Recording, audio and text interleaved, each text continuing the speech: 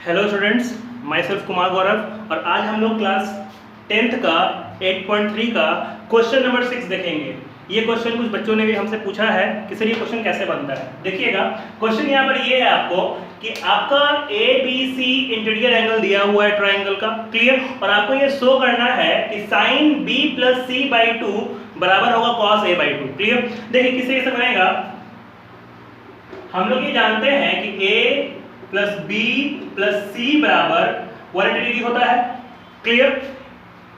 इसमें आप क्या कीजिए कि angle B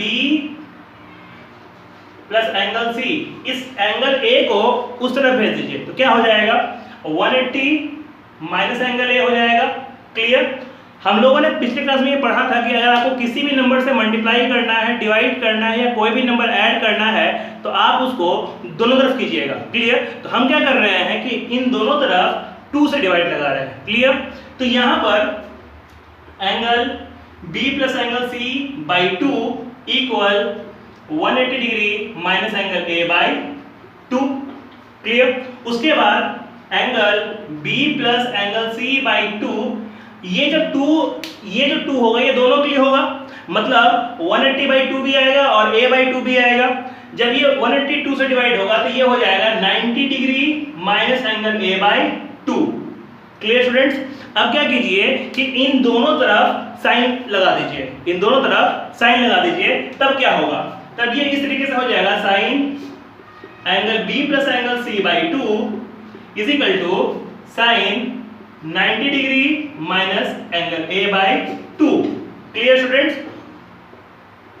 sign angle B + angle C/2 is equal to, और हम लोगों ने पिछले वीडियोस में ये देखा था कि साइन 90 - थीटा cos थीटा होता है, क्लियर। तो यहां पर देखिएगा साइन 90 - थीटा ये मेरा एंगल हुआ, तो साइन 90 - थीटा क्या होगा, तो साइन 90 - थीटा cos थीटा हो जाएगा, मतलब cos A/2। तो मेरा यही चीज है कि जो आपको प्रूफ करना था, तो आप इसको इस तरीके से लिख सकते हैं कि sine B + C/2 is equal to cos A/2, clear students. इसको नोट किया जाए। चलिए स्टूडेंट्स, ये क्वेश्चन आपके एनसीईआरटी बुक में नहीं है, क्लियर, लेकिन ये क्वेश्चन मेरे किसी स्टूडेंट्स ने पूछा कि सर ये क्वेश्चन कैसे डील होगा, क्लियर। तो इसको देखिए हम लोग कैसे डील करते हैं। इस क्वेश्चन में आपको क्या है कि आपको साइन अल्फा का वैल्यू दिया हुआ है 1/2, साइन अल्फा का वैल्यू दिया हुआ है 1/2, और आपको ये प्रूव करना है कि 3 cos अल्फा - 4 cos³ अल्फा = 0 होगा, क्लियर स्टूडेंट्स। तो देखिएगा हम लोग किस तरीके से करेंगे, हम लोगों का साइन अल्फा = 1/2 दिया हुआ है। अब हम ये जानते हैं कि साइन किसके बराबर होता है, तो साइन P/h के बराबर होता है, क्लियर। तो इसको हम P/h लिख सकते हैं। इसका मतलब ये हुआ कि ये P/h के बराबर हो गया, लेकिन चूंकि मैंने ये बताया था पिछले वीडियोस में कि ये सारे ट्रिग्नोमेट्रिक रेशियोज हैं, तो आपको इसको ऐसे लिखना पड़ेगा कि लेट, हमने माना कि P = x, क्लियर, और h = 2x। तो अब देखिए स्टूडेंट्स, यहां पर आपका 2 चीज दिया हुआ है, परपेंडिकुलर और हाइपोटेनस। आपको क्या फाइंड करना होगा, आपको फाइंड करना होगा बेस। तो कैसे फाइंड करेंगे, क्लियर। तो h का वैल्यू कितना है 2x, तो 2x का स्क्वायर माइनस p का वैल्यू कितना है x का स्क्वायर, ये कितना हो जाएगा 4x का स्क्वायर, और ये कितना हो जाएगा x का स्क्वायर, तो ये कितना हो गया √3x का स्क्वायर। क्योंकि 3 का रूट तो निकलेगा नहीं, तो 3 को रूट में ही छोड़ देंगे, और ये मेरा 2x में से 1x निकल जाएगा, ये मेरा हो जाएगा √3x, क्लियर।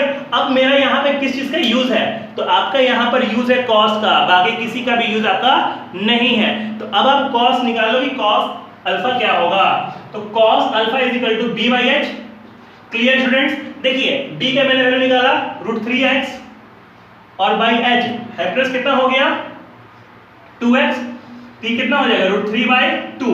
इसका मतलब ये हो गया cos अल्फा का वैल्यु कितना हो गया √3/2। अब हमको फाइंड क्या करना है, तो हमको फाइंड करना है 3 cos alpha - 4 cos³ alpha, clear. देखिए इसको हम लोग लेकर चलेंगे और इसको 0 के बराबर लेकर आएंगे, क्लियर। देखिए किस तरीके से होगा, 3 × cos अल्फा, तो cos अल्फा का वैल्यू कितना है स्टूडेंट्स √3/2, क्लियर। तो 3 × √3/2 2 माइनस 4 cos क्यूब थीटा। इसका मतलब ये हुआ कि √3/2 का क्यूब। Clear students? अब आगे देखिएगा स्टूडेंट्स, तब ये क्या हो जाएगा 3√3/2 माइनस 4। अब ये देखिएगा √3 का क्यूब, √3 का क्यूब होगा तो मतलब कैसे लिखिएगा √3/2 इंटू √3/2 इंटू √3/2। क्लियर? तो ये हो गया 3√3/2 माइनस ये 2 2 4, फिर ये 2 से ये 2 कट गया। क्लियर?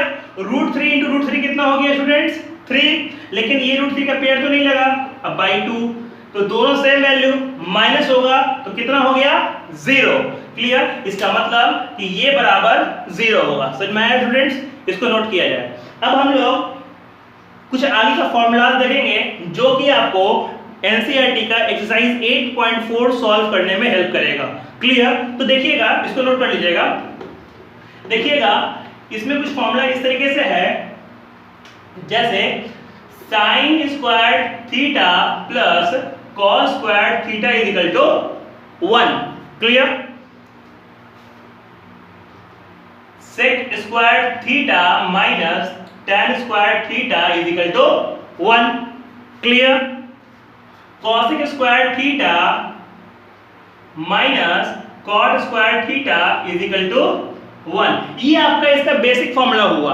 अगर आप चाहिए तो इससे और भी फॉर्मूला निकाल सकते हैं। किस तरीके से दिखाते हैं, sin square theta is equal to, ये जो मेरा प्लस cos स्क्वायर थीटा है इसको उधर भेज दीजिए तो क्या हो जाएगा 1 माइनस cos स्क्वायर थीटा। अगला formula cos square theta is equal to, अब मान लीजिए कि cos स्क्वायर यहीं छोड़ दिए तो ये sin स्क्वायर थीटा को उधर भेज दीजिए, क्या हो जाएगा 1 minus sin square theta. Clear students? उसके बाद देखिएगा ये sec square theta is equal to तो 1, ये माइनस tan स्क्वायर थीटा को उधर भेजिए, क्या हो गया plus tan square theta. Clear students? tan square theta is equal to, अब देखिए अगर ये माइनस tan स्क्वायर थीटा को उधर भेज दिए प्लस हो गया, अब प्लस 1 को उधर ले आइए तो माइनस 1 हो जाएगा, तब ये क्या हो जाएगा कि tan square theta is equal to sec square theta minus 1। Clear students? उसके बाद cosec स्क्वायर थीटा को ये भी छोड़ दीजिए। क्लियर?